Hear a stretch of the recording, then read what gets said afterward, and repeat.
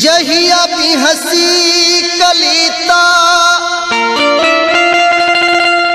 चटक बे करी,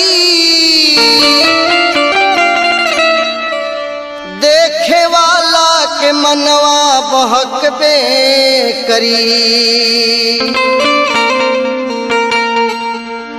चाहे बगिया में कितनो संभरी के चला, काट बाटे तय चरा अटक भी करी।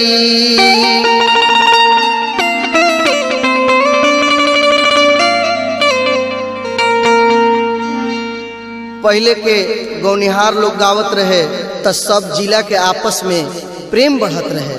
सिसवन सिवान से संदीप भाई कहला हाल की गीत गवाता का।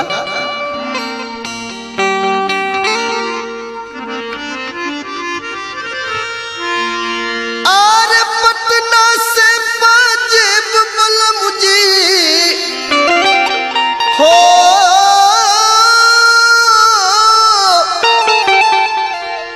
पटना से पाजेब बलम जी, अरे यार से उठ लाली की मंगैदा छपरा से चुनरिया छिटवाली, की मंगैदा छपरा से चुनरिया छिटवाली।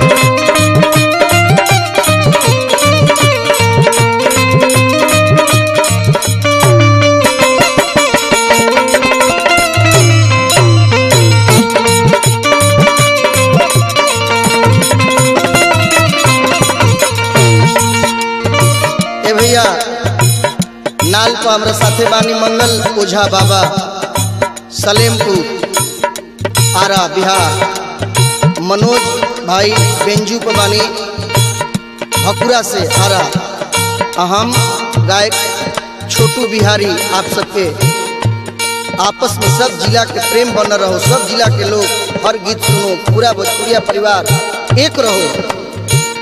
बलिया से बिछिया गोरखपुर